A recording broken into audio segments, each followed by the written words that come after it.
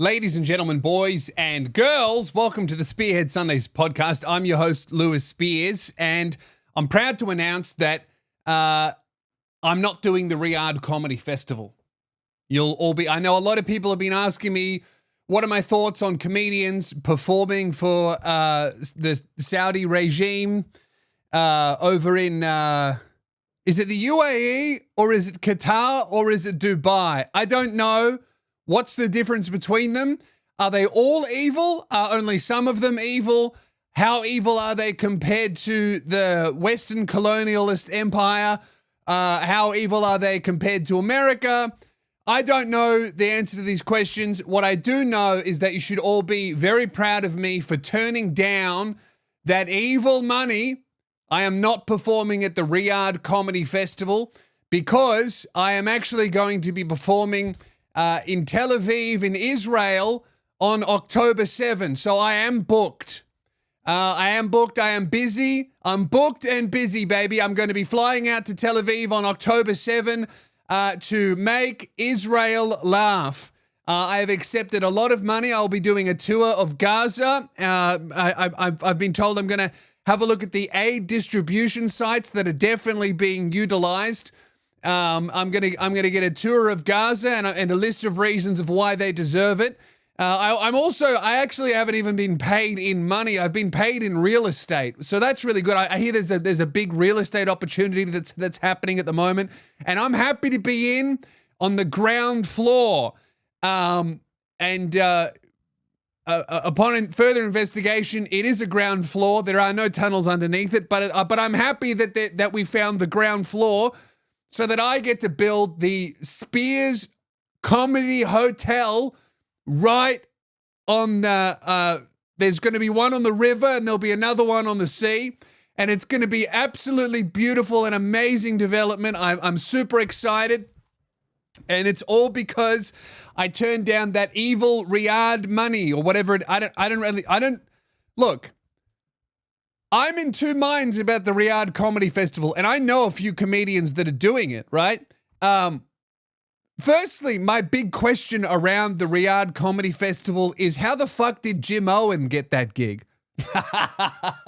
Like, I'm seeing Bill Burr's on there, Louis C.K.'s there. I think Tim Dillon was on there, but he got dropped because he made too many jokes about them owning slaves.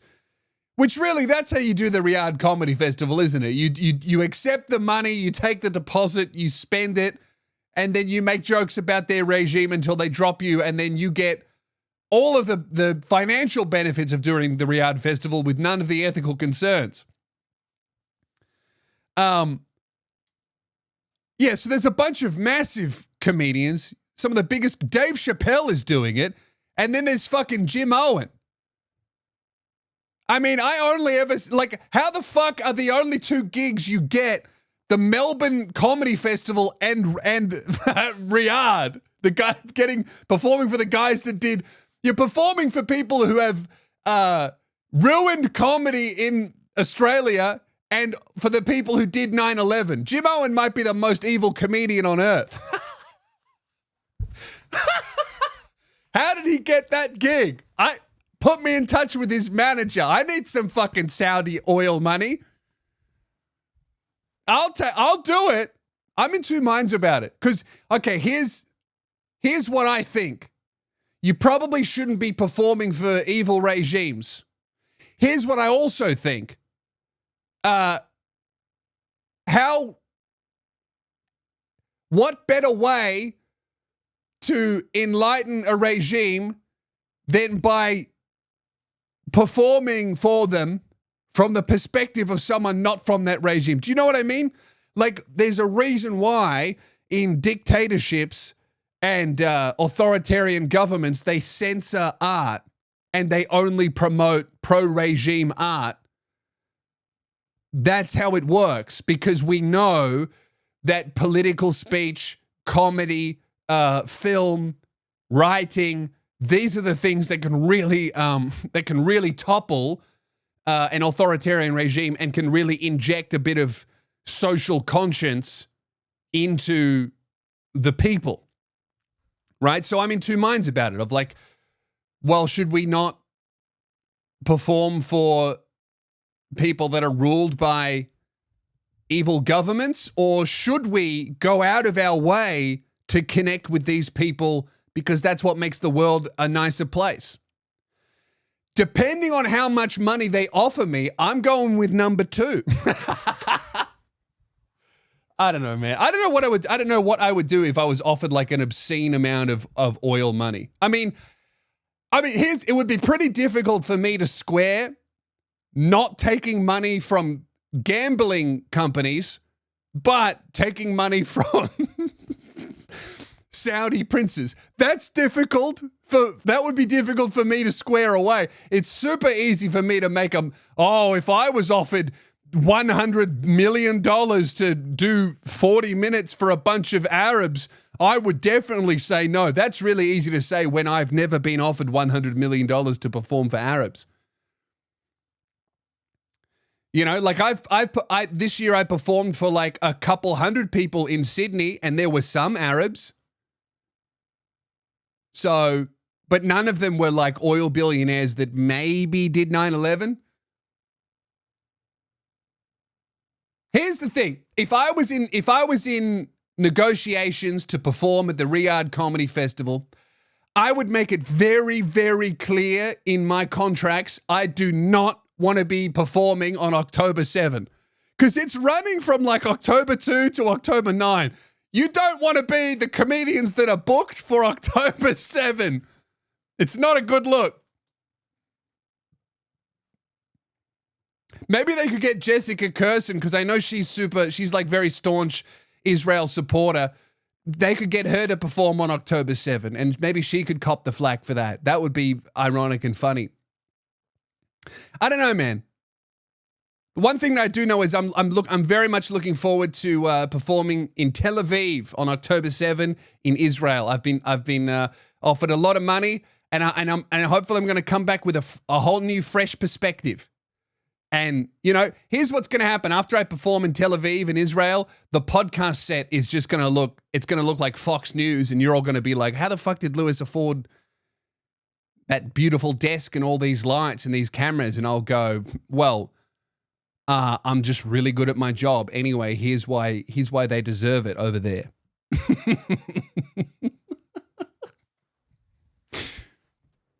I was watching BB's speech to the UN, and I was just thinking, like, man, that guy's like a wanted criminal by so many of the countries that are there. How funny would it be if, like, you know, if Anthony Albanese stormed the stage with like 150 other foreign dignitaries and performed a citizen's arrest on Bibi Netanyahu? That'd be a good bit. That would be a good bit. I did like, my favorite part of BB's speech was, he was like, how could we possibly be doing a genocide if we tell them to leave? Did the Nazis tell the Jews to leave? Yes. Yes, they did, for years and years and years before they started persecuting them.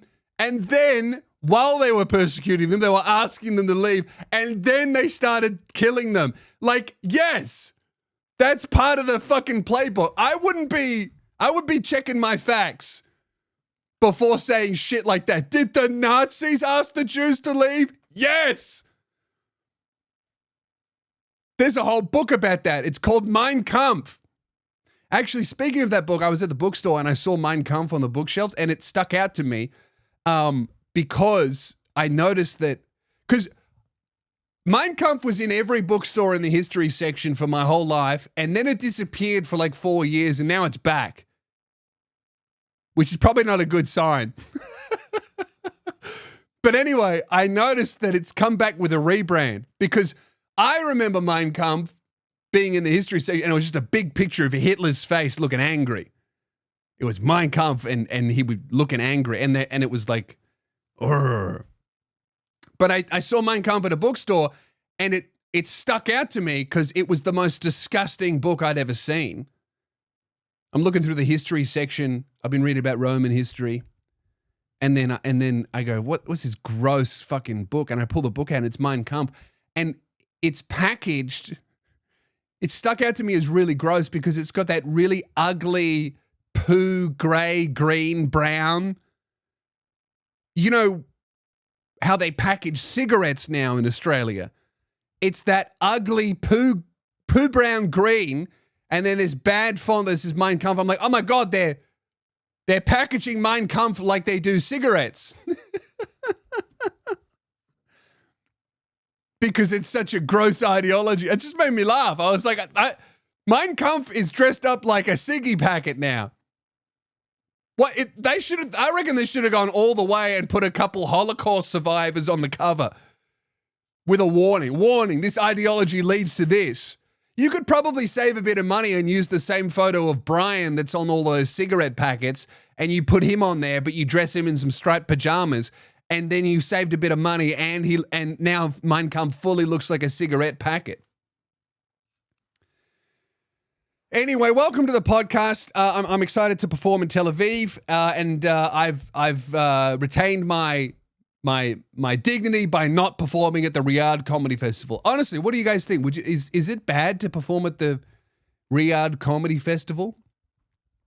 Is it bad to perform? Because if you draw the line there, it's like, okay, so it is pretty funny to be like, oh, look, these Saudi people, they're so evil and they kill people. And it's like, oh, but you're allowed to perform in America? You can perform in China? Like, where do you draw the line? Who's like, I mean, essentially, if you're drawing the line on like, oh, you can't perform for morally questionable governments, I guess all you're left with is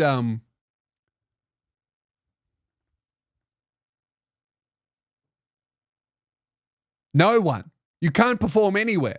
You could perform for like a remote tribe, but they don't speak English and you'll get there and either they'll kill you or you'll give them, you know, a cold and it'll wipe out their entire lineage. Anyway. Tim Dillon's dropped out, so I imagine that frees up the budget a little bit. If anyone watching is booking extra entertainers for the Riyadh Comedy Festival, I'll do it for a laugh. I'm under a lot of mortgage stress, and I will accept money from any Saudi oil baron billionaire. I do have this upcoming Tel Aviv gig, but they didn't pay very well. Turns out those guys are pretty stingy. Anyway, Jimmy Kimmel's back. I think that's good. I think Jimmy Kimmel coming back is good. I'm happy for him. I'm glad that everyone stood up for him. I think it's great. I'm happy that Jimmy Kimmel is back. And he can continue to be unfunny and boring. But here's the thing. I want Jimmy Kimmel to be cancelled because he's not very funny and no one's watching. I don't want him to be cancelled because the president has his feelings hurt and leans on federal arms of the government to pressure TV networks into cancelling the show. I want Jimmy Kimmel to be cancelled because he sucks and he's boring, not because he hurt the president's feelings, because that's censorship. That's how I feel about it. Who do you think is going to be the last Tonight Show host? I was thinking about this the other day. I was thinking that every single Tonight Show host, they're banking on being the last one left. Like all these Tonight Show hosts, it's the fucking Hunger Games right now because there is not enough audience to sustain all of them. Like the type of people that would watch a Tonight Show. There's not enough people to sustain all of them. They're all fucking getting like 150,000 viewers an episode. I mean, that's me. I'm outrating Jimmy Kimmel. And I'm not getting $100,000 an episode. Fuck. Would you join my Patreon, please? Join my Patreon or I'm doing the Riyadh Comedy Festival. How about that? You're trying to make comedians feel bad, but you're not on their Patreon?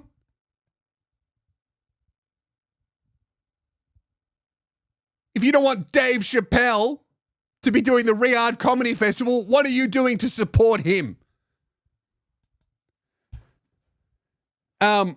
Maybe I'll just fly to where they're doing the Riyadh Comedy Festival and just do jokes on the street and get arrested and beheaded. I won't make any money, but at least I'll make the news. Anyway, I'm glad that Jimmy Kimmel's back. And I think that if I was a Tonight Show host, I would be begging my boss, no, please just look, we've got 10 more viewers than Stephen Colbert. Stephen's done. Jimmy Kimmel's on the ropes. Like when those two shows end, we're going to go up in ratings. All we have to do is outlast. You know who's going to be left though, right? You know it's just going to be Jimmy Fallon. It's just going to be Jimmy Fallon standing at the end. He's going to look around him. All the other Tonight Show hosts are going to be dead on the floor, suffering in ignominy, toiling away on their podcast like peasants. And Jimmy Fallon's going to be there at the end with his desk, and he's going to have 180,000 viewers instead of 150. And he's going to look around and he's going to go, fuck, I don't want to do this job anymore. And then he's going to resign. That's what's going to happen. I'm calling it here first. Guys, I'm going to England in a couple weeks. I'm so excited. I've got England, Scotland, and Ireland shows. And the London shows, the second show is almost sold out. If you're from London, it's time to get your tickets. I think there's like 20 seats left to the second show. So that's going to sell out, which is just so fucking cool, man. I never thought I'd be selling this many tickets in a halfway, well, on the other side of the world. We got Birmingham, Manchester, Leeds, Edinburgh, Glasgow, Liverpool is selling terribly. Please buy tickets if you're in Liverpool. Bristol, Belfast, and Dublin. So England, Scotland, and Ireland. I can't wait. I also would like recommendations of what should I do in those cities. If you're from there, what's good? What should I be doing? I think the first time I went there was last year, and I did all the touristy stuff. I saw like London Tower and Buckingham Palace and all the old shit, which I loved, and I did all the touristy stuff, which you got to do. You do have to do it. I didn't do it 24/7. I mostly just wandered around doing whatever. But this time, I kind of want to mix in with the locals. Like, send me some recommendations. What mosque should I go to? What's the best way to rob a woman in broad daylight? What's the fastest e-scooter? How do I carry a machete in my track pants without cutting up my legs? And what is the best way to throw bricks at police while protesting immigration? Just getting into your culture. That's what I want to do. So loosebeers.com, get your tickets. It's going to be a fucking awesome time, man. I finished the Australia tour. Dude, the show that I did in Frankston, the show that I finished on was so great. It was like such a nice chapter closer. The first time I've ever done a show in Frankston. Greeley came down. He opened. He dropped in as a surprise. And that was such a full circle moment for us as friends because he reminded me, I actually could not get a venue in Frankston because the Frankston Arts Centre was so expensive that I would have had to charge you like $60 or $70 to make the same amount of money as me charging cheaper tickets in Seaford Hotel. So we found this hotel. It was like a 200-seater, but we had to set up all the lighting ourselves. We had to hire all of the gear, but it turned out so fucking great. So I think I'm definitely going to do that again next year and see if we can do it twice. And it was in Seaford, right? And Greeley reminded me, Seaford was where he and I properly met and became friends because I was working in that area at a music studio, at a label that he was signed to at the time. And that's how we properly met and became friends because I'd always been obsessed with Aussie hip hop. So I was like, enthralled with all of his stuff and the battle rap shit. And then we became friends. And it was in Seaford when I first started to go solo with the online thing. And I remember sitting at his kitchen table in Seaford and being like, man, I think I can really give it a shot. I really want to do comedy. And I'm pretty sure that was about 12 years ago, I think, because 11 or 12 years ago, I'm sitting on his kitchen table going, I want to try stand-up comedy. I think I want to do it. I want to be a comic. And he's like, man, you can totally do that. 12 years later, around the corner from that house where we had that conversation, he walks up on stage and opens for me. He's doing stand-up at my sold-out show at the Seaford Hotel, and he tells that story. And I was just like, wow, that's so fucking cool. And it was such a good show. It was so good to have all these people that like live in the area. I've been talking about it for so long. And everyone was just so nice. And, all these people that I've made community with around, people that from stores that I frequent and members of my church, they came down to the show and everyone enjoyed it. And it was just like lovely. And the show itself is so locked in. It's so dialed in now that I did that show and I was like, oh my God, the show is so fucking good. And then I realized, oh, dude, I'm only halfway through. I've got like 14 more shows in UK and Ireland to do. And the show is fucking killer.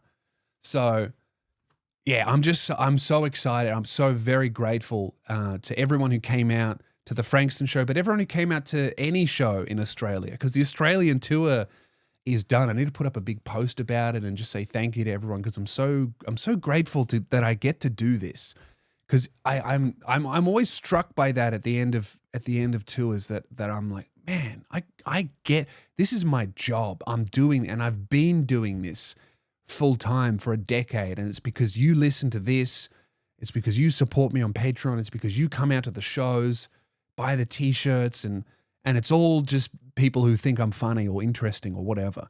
And that's so special, and I'm so lucky, and I'm so grateful.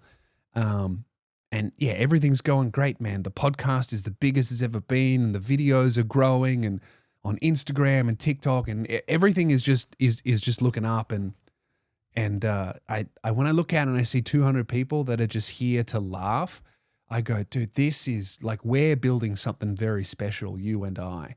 And I'm very grateful for your support. It's very special, and I'm very lucky. And I also thought, right, I'm 31. In January, I'll be 32. I started posting online when I was 18. I had this thought the other day. In less than 5 years, I will have been a comedian for most of my life. Wow. Is that not crazy? That spun me out. I was like, dude, I will have been a comedian for most of my life. That's so exciting. For most of my life, I will have been a comedian. And that's really, because I don't know, that's just very special to me. I think that's very good, and I'm very grateful. And I'm in a particularly good mood, you may have noticed, not because of that, all right? All of those, oh, he's living out his dream. Who gives a fuck, all right? That's cool. I experienced something much better than achieving your wildest dreams. Much better than getting paid to do the Riyadh Comedy Festival. Even better than headlining Tel Aviv Comedy Festival on October 7 is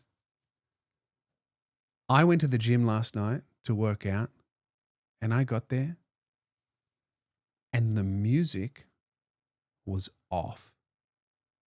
There was no music. It was silent. There was no music at all. It wasn't quiet. It was off.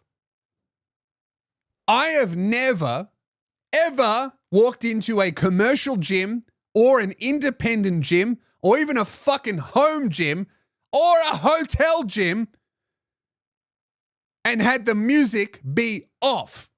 There was no music. It was dead silent. I had the best workout that I have ever had in my life. I brought headphones in and I left them off.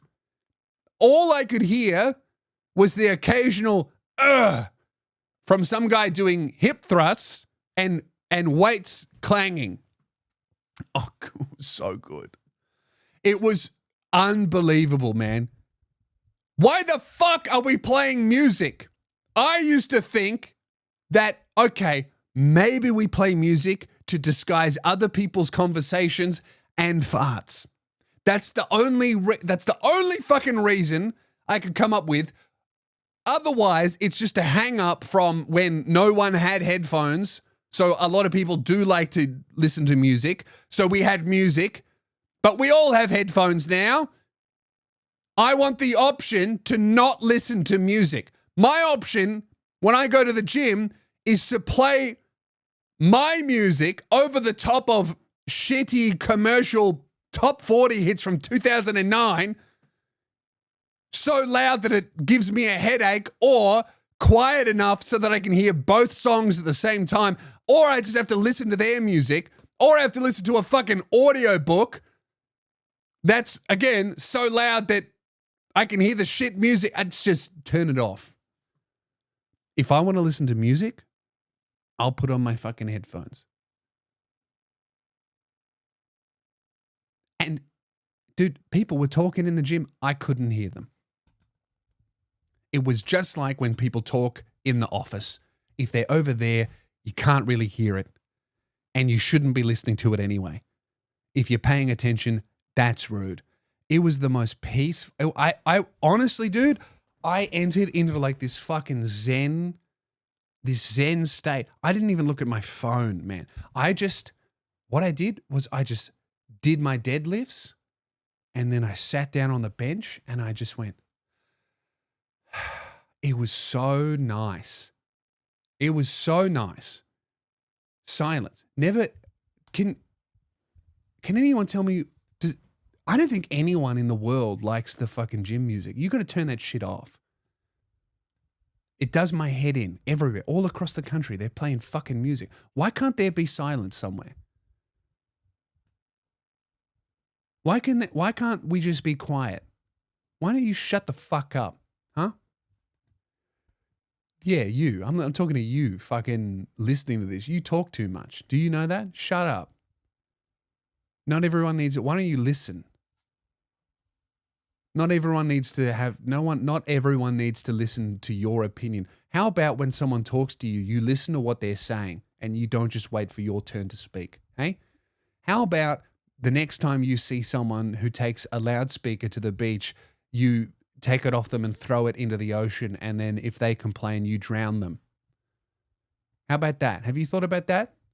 How about, as a society, we all collectively agree the next time we see anyone with a loudspeaker in public, we take it and we throw it as far as we can?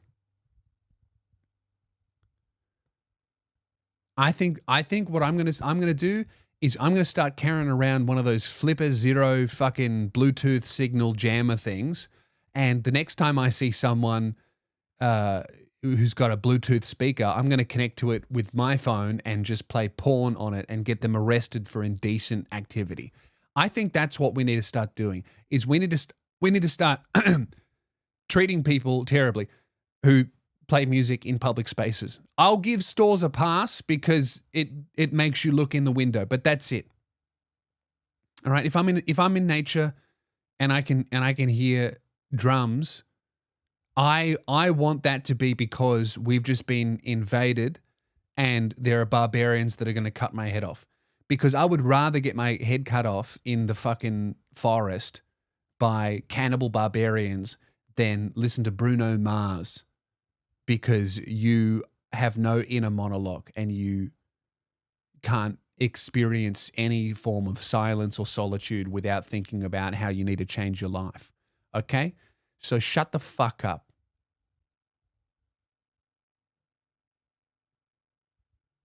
It wasn't all good, though, because there was a fan that was going, and it was one of those fans that turned left to right, and every time it went to right, it went, wee, and that annoyed me. But that might be too much to ask. I don't think it's unreasonable of me to expect silence at the gym because everyone has their fucking headphones anyway. That's what I want. I want some fucking... Anyway. I'm almost upset that I experienced that because I know I'm going to go there next time and there's going to be a lot of music and I'm going to be like, oh, I understand what I've lost now. Before I could only theorize about how good it would be if there were no music, but now I understand what I've lost and it's not okay. Are you getting the new iPhone? Are you going to get that? Do you need that? I think I need a new phone. My phone is the iPhone. I have an iPhone 12. Like, what is that? They came up with a 17. I'm like 5 cycles behind. Is that 5 years or 7 years? I don't know how long it has been. I don't know how long it's been since I bought the phone, but I just decided I need a new phone, and it's only because the charger doesn't work and it doesn't hold battery anymore. Like the actual, when I plug in the lightning port, it doesn't charge anymore. So it's either I got to pay a couple $100s to get it repaired or I just fucking upgrade. But I looked into the new phone. It looks good, but I don't know, man. I think the better camera would be good for me because it's my job and I'm often filming in low light areas at night and stuff. So that would be good for me, but I don't know. I don't really need a better phone than what I have. I only want to upgrade because it's busted. I watched the iPhone 17 Pro reveal and like a review, and I'm just like unimpressed. I don't care. How do they make those things any better than what they are? I think we've maxed out on what a phone can be. Oh, it's got a bigger battery. Oh, I don't care. Oh, good. Now I can scroll for 14 hours without charging it. Now I can make myself even more retarded and sad and anxious by fucking scrolling social media. Oh, good. An extra 2 hours of looking at battle footage from Ukraine. Nice. Oh, excellent. I get to fucking let myself be psyoped by a dozen foreign and domestic intelligence agencies via social media. Because the battery's bigger. Cool. You know, a bigger camera is nice, but I looked at the price of the fucking iPhone 17. It's $2,000. You can get a nice camera for that. I'm just so... I don't even know what I would want my phone to do that it can't. I don't even know what I would want any phone to do that it currently cannot. I love Apple Pay. I don't carry a wallet with me anymore or use debit cards. That's cool. I really like that. But that's the only thing that's like impacted my life in any significant way since the iPhone 12 came out. I guess the alternative to the iPhone, or what they're trying to make the next thing, is those wearable glasses. I hate them. I watched those Meta thing. And I don't know what the use case is for these Meta glasses. Like, that one of the use cases was like, oh, put on your glasses and look at your ingredients and ask, hey, how do I cook this? Read a fucking recipe. Print it out. That's not... I don't think that's good. I think that gets in the way of cooking. I don't want to fucking wear glasses when I'm cooking. It's going to fog up. The lenses are going to get foggy and annoying. The only use case for these Meta glasses that makes sense is for filming upskirts on the train when women can't see. That's the only reason you would have them, is to secretly film women. All those fucking videos of like dudes hitting on women or being intentionally abrasive while secretly filming them and then making them go viral against their will.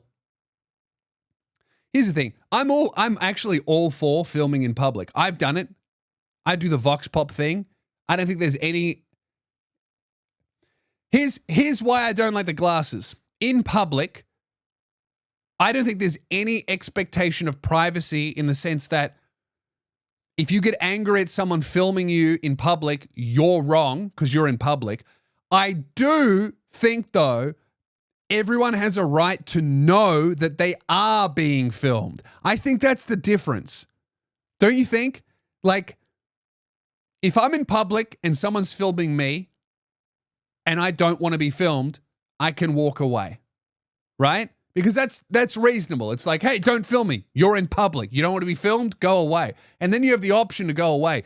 If you're covertly being filmed and you're not even fucking aware of it, you don't have the option to walk away. I think that's the difference. But then again, you know, there's all these prank shows and shit like that. But those have to get consent to go on television. I just think we're in this whole new era of this self-perpetuated surveillance state. Like the government, we're all worried about, the government's going to be watching everything that we're doing. We're doing that to ourselves and each other. Like we're filming ourselves and now we're filming other people and now we're filming other people secretly and covertly. And I think that's very weird. There was one thing that I thought that made me go, oh, actually, yes, Meta glasses are good. If everyone has a pair of Meta glasses, there will be no more phones filming at concerts. Now, that is a use case that actually makes my life better as someone who does not film and would not buy Meta glasses.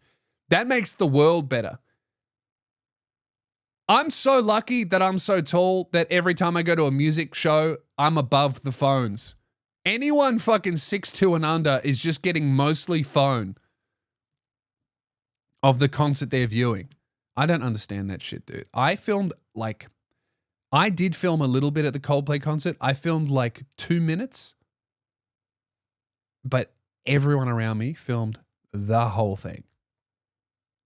I don't get it. Don't understand. I took a selfie, like I'm here, so I can send to my mum. And then I took a video during one particular song for like 30 seconds. And then I put it away and I just went like this. And I watched and I absorbed.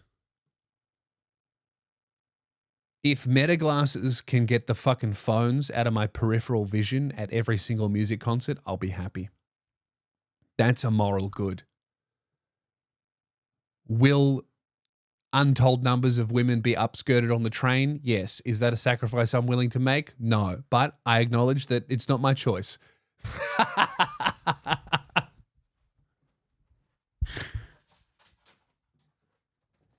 My dog, it's all right. Come here. My dog hates when inanimate objects move. It scares her. You would think that I hit you.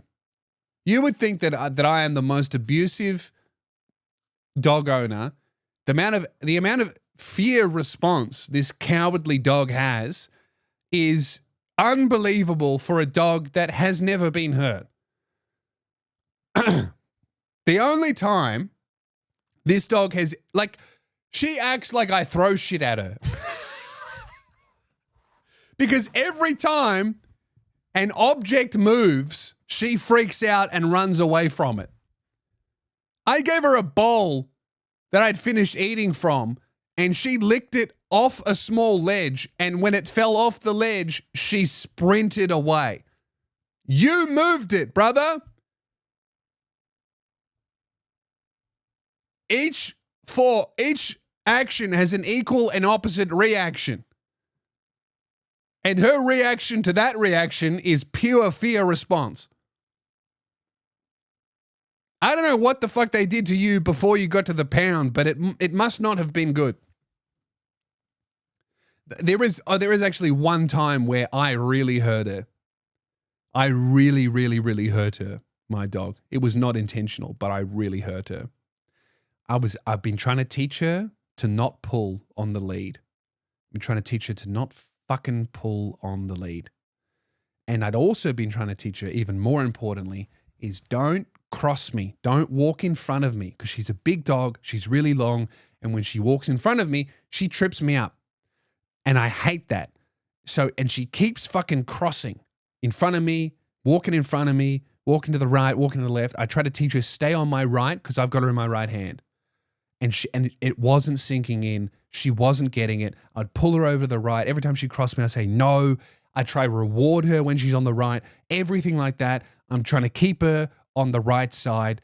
I felt like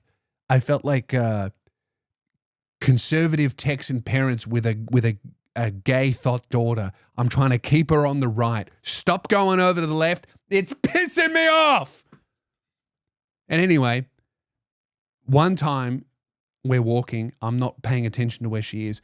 She crosses me so bad, trips me up, and I stumble, and then I stomp on her foot, and she yelps so bad, like, ah! Like full.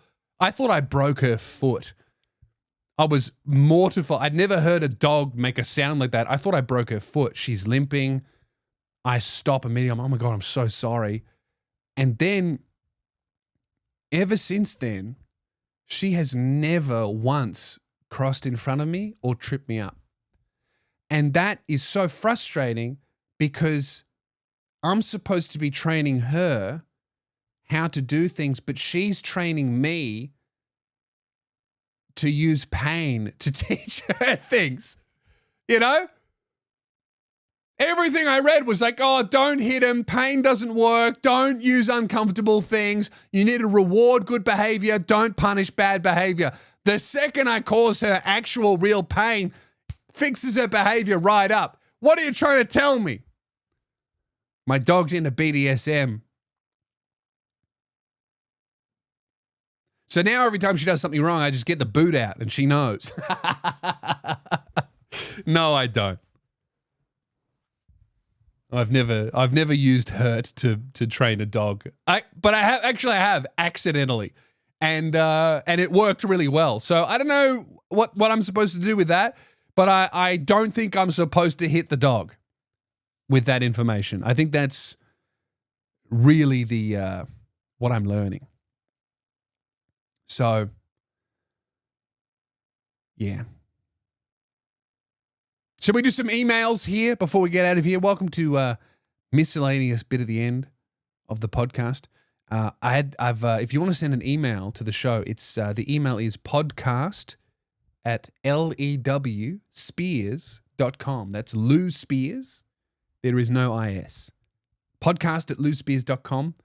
Send me an email if you need some life advice, if you've got a funny story to tell me, if you have a question. I'm all ears. So, this is a great one. Speaking of my time in Seaford, what happened to the Children of Poseidon movie? Hey, Lewis, many years ago, maybe even when I was in high school, I heard a rumor that you were directing the Children of Poseidon lads in a Jackass-style movie. My memory is a bit hazy, but I feel like you've mentioned one or two stories from the production over the years. Maybe something about the ultimate wedgie off the Flinders Street Bridge. And I was just wondering if you remember any other stories from the making of it and the reason why it never got any kind of release. Thanks for reading. Have a shit one from Cam. What a blast from the past. Yes, I was in charge of production for the Children of Poseidon movie. This was when I was working in Seaford with the record label. They pivoted through meeting me and a few other entertainers. They pivoted into trying to capitalize on this like burgeoning online comedy movement that was happening on Facebook days. And Children of Poseidon were, they were Australian Jackass. They did like those cactus jumps. At the time, it was Jeffabel and Danger. Another guy. What's his name? There was a third guy with brown hair. Fuck, what was his name? I can't remember. 3 of them. And so the record label guy flew them over from Perth to Melbourne to spend, it was like maybe a month. And they lived at the studio and our job was to plan a movie, or for us, it wasn't a movie. It was a pilot, like a pilot episode of a TV series that we would then pitch to streaming services and ABC and all this kind of stuff. And yeah, man, we were like, it was like a month where we were just filming stuff. Some videos did get released that we filmed. Blind man tattoo. We filmed that. So Manners, he's blind, fully 100% blind, and he's a rapper. We went to a tattoo studio and we got him to tattoo a stick figure on Jeff's arm. And that's actually a hilarious video. I don't know if I'm in it, but I think I filmed that. You can definitely hear my laughter in it. I think I filmed that one. So that's one that we wrote. But there was a bunch of stuff that we did that never made it to air. The biggest one was, the biggest one was we bought this definitely not roadworthy like truck van thing. It was like a giant ute, and I think Greeley spray painted it and turned it into the children's Poseidon mobile, the Poseidon mobile or something like that. And there was one where there was this big in Seaford, there was this pedestrian bridge that ran over the highway. We went there at midnight. This is so fucking dangerous. And we were trying to do this stunt where I was filming it, and I was like, in charge of this production. So I'm trying to get good footage of the boys, and I'm trying to be a good producer, which is like, I just put them in environments and don't tell them much. And I was working with their guy, Michael, who was also like their actual proper camera guy behind the scenes. So it was me and him trying to direct the boys without telling them too much. And we were doing this rollerblade thing because we found this fucking crazy steep hill. And we set it up at night and we had the high beams on so it was all lit up. And we're trying to get the boys to rollerblade down this thing. And there was no falls. Like, there were rollerblade. They went down this super steep hill every single time and no one fell over. And we were like, well, fuck, this is no good. We need someone falling over. So I'm trying to convince one of them to push the other one so that he falls over during it. And they feel bad. They're worried about getting hurt. I'm like, do you want a fucking TV series or not? Trying to get good footage. And we get a few stacks and that's good. And then, this is so illegal, we drove the Poseidon mobile over the pedestrian bridge. Like, it barely fit. It was maybe an inch either side. We drove it over the bridge that they were rollerblading on. And I remember watching that being like, fuck, I reckon the bridge is going to collapse. And like, I don't know how we got the car over that pedestrian bridge, but it was so fucking dangerous, man. Like, that thing would have collapsed onto traffic. Like, it was over a highway. You've seen those pedestrian bridges to get over the top of highways. We drove a car over the top of it. And I was watching it, filming it, going, I think my friends are going to die. I was just watching and being like, oh man, this bridge is going to crumble under the weight of the Poseidon mobile. It's going to fall into oncoming traffic. We're going to kill like 15 people. Thank goodness nothing like that happened. But the other one that we did was we did the ultimate wedgie. I think that made it to YouTube. Did that make it to YouTube? I'm not sure. We went to the Flinders Street Bridge and we got a bunch of underwear and we tied the underwear with bungee cords to the bridge, and we got Danger to hang off the edge of it, but it was so high and he was so scared. We've got 6 cameras set up, and like the plan was, we planned it all out because we knew this was very illegal. We got no permits, nothing. And we're like, okay, Danger, what you need to do is we're all going to run on the bridge. We had a group chat going, like walkie-talkies, getting everyone in position. I'm sitting down, prime position underneath the bridge, filming up to catch Danger hit the water or swing and dangle from the underwear. And the plan was 3 guys go up with Danger, hook him up to the underwear. He's got the bungee cord is already looped into all the pairs of underwear. They were just going to hook it around the bridge, and then he would get in position, and then we would, on the walkie-talkies, we'd be like, everyone ready? We'd be like, yes, yes, yes. Okay, jump. And then he'd jump. We'd film it. He would hit the water. We even had someone close to the water just in case something went wrong so they could jump in and pull him out. And then we would get out of there before the police arrived, right? But then everything went perfect. He got to the bridge and then he froze and he was just fucking scared. And fair enough, because he was attached to about 6 pairs of underwear and was going to jump off a bridge into a body of water really high up, and get the biggest wedgie of all time, dangle, and then hit the water. Like, it was fucking scary, right? But he just froze. He's panicking. He won't do it. Everyone's trying to get him to do it. Police are coming. He was there for about 20 minutes, umming and ahhing about whether or not he was going to jump. I can't remember if he chickened out and we went back the next. I kind of have a feeling that he didn't do it, and we went back. Children of Poseidon, Ultimate Wedgie. I think we did do this one. Was this it? Oh, yeah. It's on. This is on YouTube.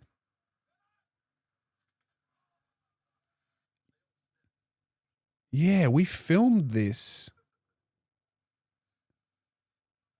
Nah, Ultimate Wedgie. This is not what I filmed. This was a much lower one. We did the ultimate Wedgie off Flinders Street Bridge. And yeah, fuck, we never released that. Wow. There is, I don't know where it is. I don't know what happened with the footage. I think it was with the music studio, and then the music studio shut down towards the end of the production. And I don't know what happened to the footage. I don't know if they have it. I don't have it. I know I was supposed to be editing it, but all the footage was on the computer with the music studio. So yeah, we filmed this entire like television pilot with all these crazy stunts. And then it just never got finished, which is a real shame. I remember we even made a TV theme for it. We made a pirate themed intro theme that was amazing. I'm trying to think of the other stunts that we did. Well, that's one that we got. We were trying to do Jackass mixed with like Rob Dyrdek's show where it was like in a studio and the boss of the record label was like a grumpy guy. So we did that, like, and we were setting challenges and they failed a challenge. So like as a punishment, unbeknownst to them, they were sleeping in the music studio. At 5 a.m., we got like a professional BMX rider to come in and start doing burnouts to wake them up. We set up all these cameras everywhere, and this BMX bike is doing burnouts to wake them up in the studio, like way too close to their beds, shit like that. Another one was we got like what are those water pressure cleaners, those high pressure water blaster things to clean concrete. We got one of them and we're chasing them around, spraying them with it. We did a bunch of like disgusting food challenges. I'm trying to think of what else we did.